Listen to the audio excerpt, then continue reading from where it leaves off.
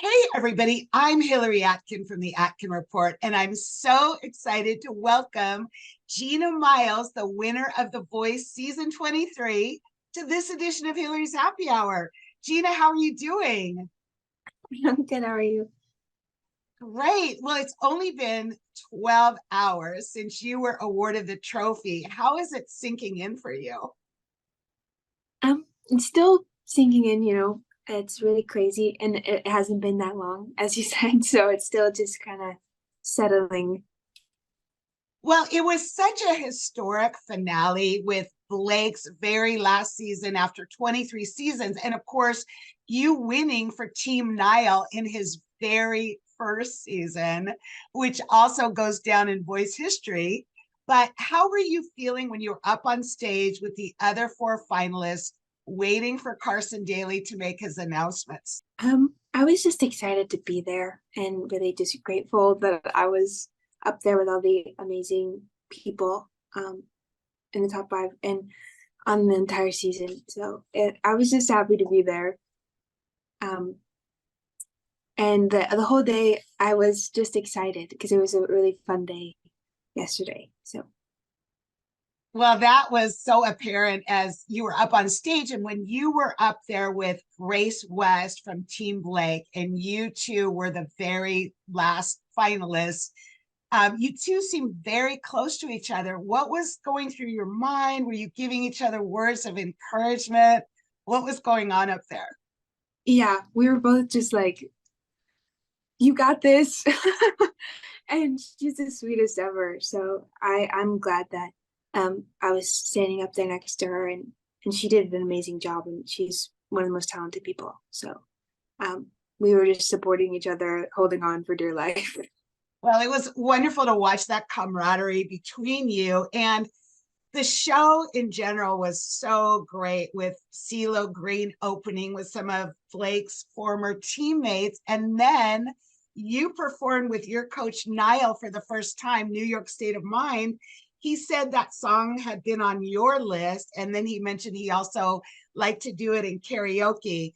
And it looks like you two made a pact to slay it for your performance. So tell us more about that.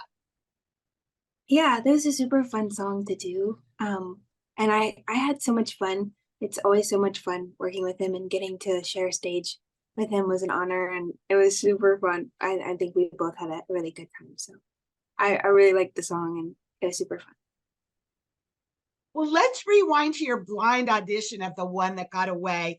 Kelly turned around first. She stood up during your performance. And then Niall turned. He started singing along. So, how did you make your decision between them? Each one of them fought so valiantly for you. And also, each one has also been in a musical competition. So, how did you come to your conclusion to go with Niall? I think I just went with my gut feeling and um I felt very seen and I feel like he knew immediately um the kind of person I wanted to be an artist the second after my audition. So I think I absolutely made the right decision. And I love Kelly so much, so much. And she's amazing. But I think that Niall was meant to be my coach. Well, he said at the beginning that you were going to grow into the competition. So, talk to me more about what his support and friendship has meant to you during your voice journey.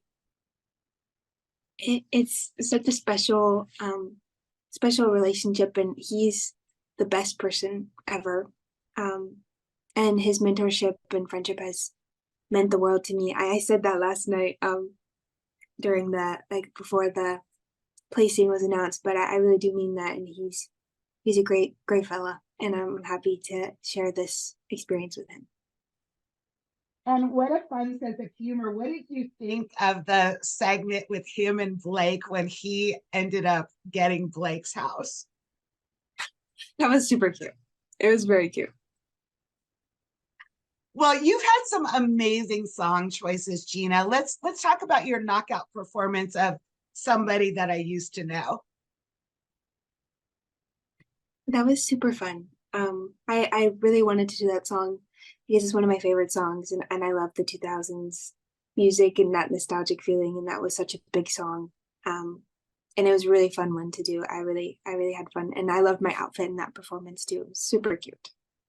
I think all of your costume choices were incredible.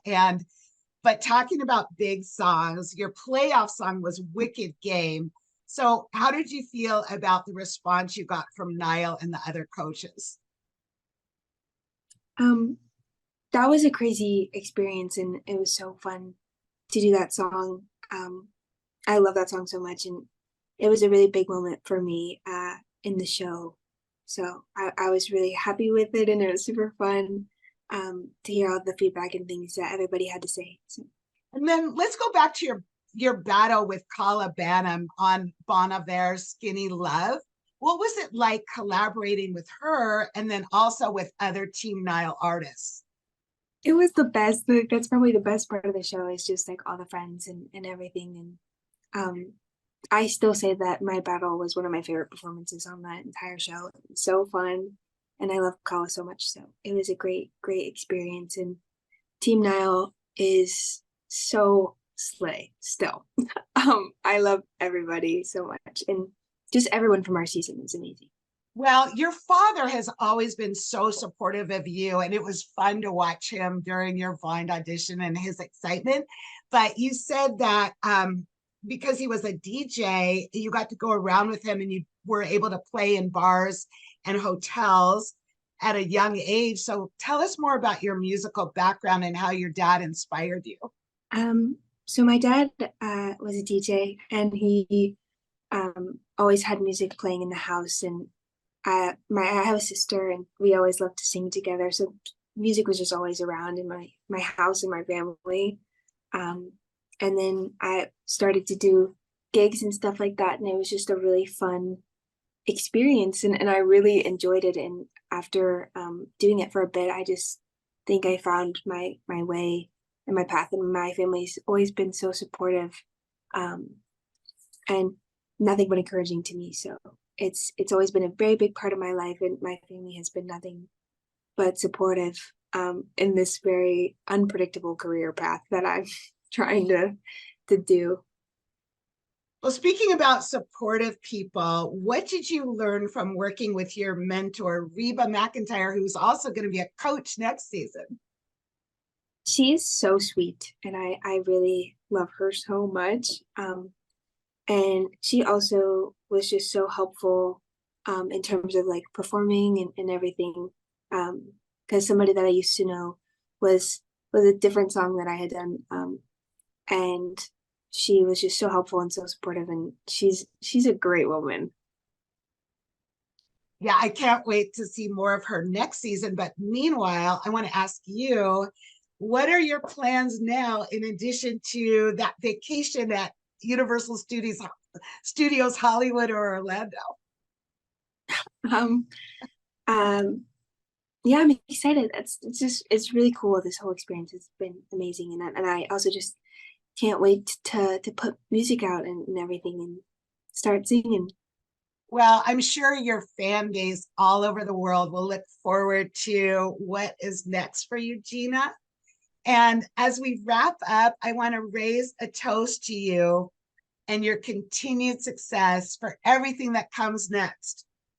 Thank you. Cheers to you. Thank you. Thank you, Gina. Thank you.